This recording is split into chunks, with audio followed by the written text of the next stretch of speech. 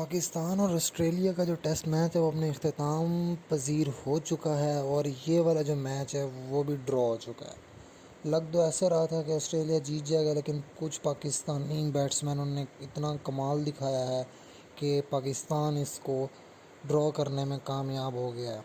Pakistan bowlers की बात की जाए तो ना उन्हें ऑस्ट्रेलिया में विकेटें मिलती हैं और ना उनको पाकिस्तान में विकेटें मिलती हैं।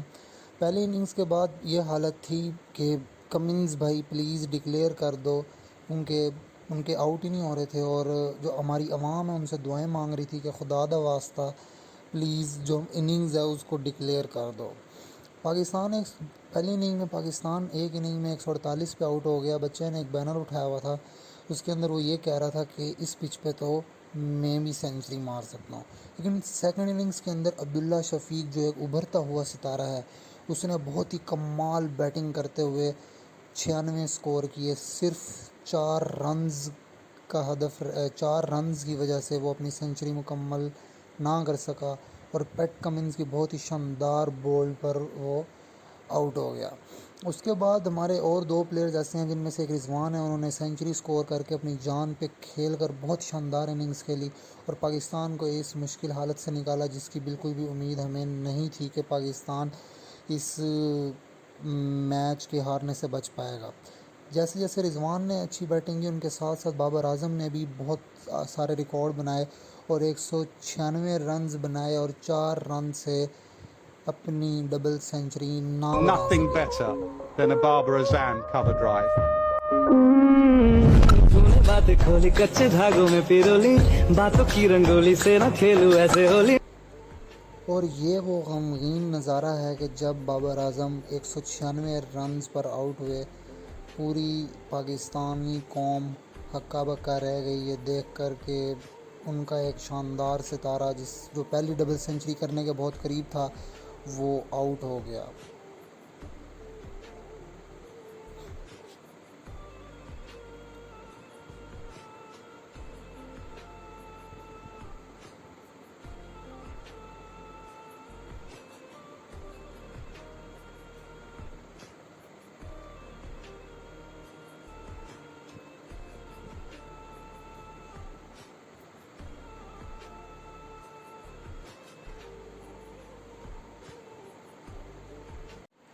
बाबर आजम की इस बहुत ही आला और शानदार इनिंग्स पर ऑस्ट्रेलियन प्लेयर्स भी तारीफ़ करे बगैर ना रह सके।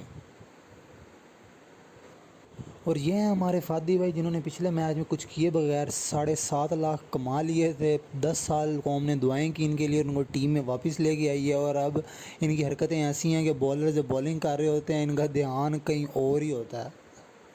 ऐसा लग रहा था कि फ़हीम अशरफ साहब कुछ करेंगे और पाकिस्तान को इस मुश्किल से निकालेंगे, लेकिन उन्होंने अपनी कॉन्टीन्यूटी को जारी रखा। वो कहते हैं लोग राणा राणा कहते हैं, राणे को परवाह नहीं, एक बार दिल लगा कर देखो राणा बेवफा नहीं।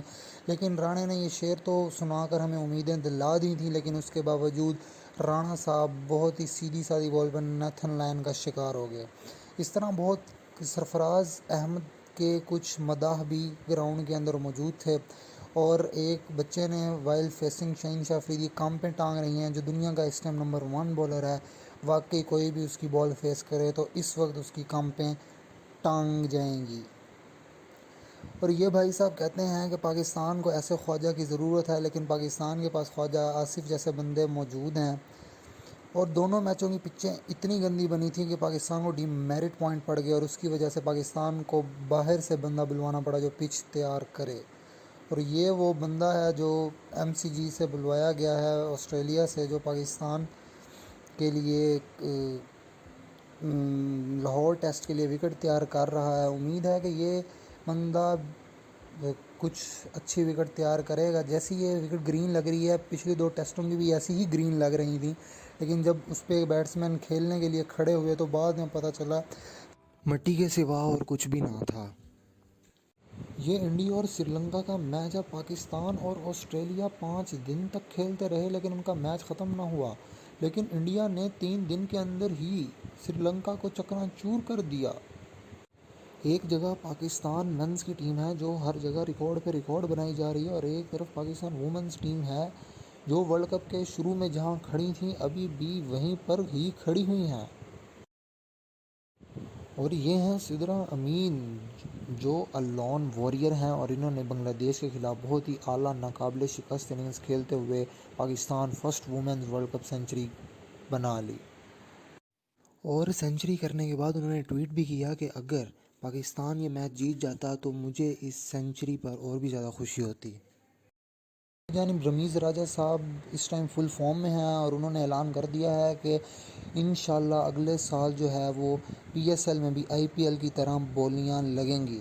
और दूसरी तरफ साउथ अफ्रीका टीम जो है उनके प्लेयर्स के दरमियान मसले चल रहे थे कि आईपीएल खेलें या मुल्क के लिए खेलें, लेकिन उन्होंने वाज़ेह कर दिया है कि आईपीएल का अगर वो एक सीज़न खेलें तो वो इससे इतने पैसे कमा लेंगे कि अगर वो 13 साल अपनी टीम के लिए खेलते रहें तब भी नहीं वो कमा सकते। आमिर साहब की बॉलिंग फॉर्म हो ना हो, लेकिन उनकी ट्विटर पर फॉर्म हर वक्त जारी रहती है, क्योंकि उन्होंने ट्वीट किया था कि पिंडी की जो पिच है ये तो पहले वाली से भी स्लो है। तो एक बंदे ने कमेंट किया आपको फास्ट पिच दी गई थी, आप इतने फास्ट हो गए कि आप क्रीज से भी आगे निकल गए।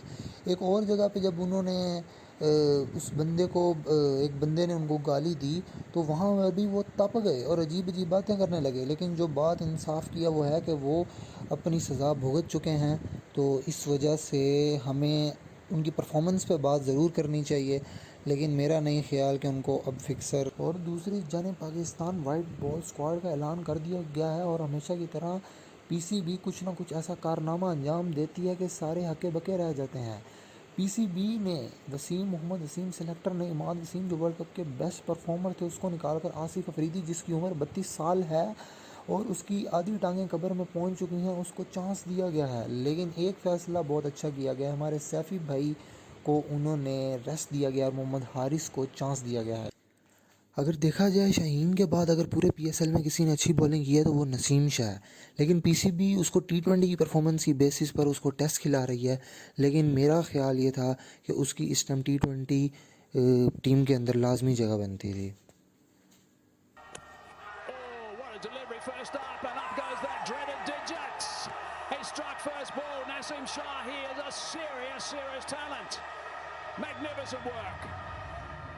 He was about 15 minutes late on that, was Azai.